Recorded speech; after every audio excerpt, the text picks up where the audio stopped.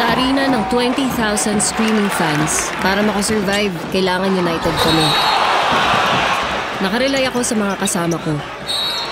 Kung yung mga player binabantayan, isa lang, kami 10. Working together, naging close kami. Playing together, mas lalo kaming napalapit sa isa't isa. Pag day off namin, kami naman ang naglalaro. Sabi nga nila, di mo mapipili ang pamilya mo. Pero itong pamilyang ito, pinili namin ang isa't isa. Kahit sa anong court, kami sama-sama. Nagpapapawis na, natututo ka pa.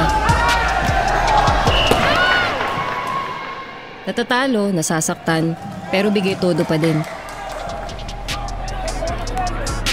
Bahagi ako ng community na to. Alam ko sa bawat sitwasyon, sa labas at loob ng court, nasa likod ko sila. At kung focus ako, para ito sa kanila.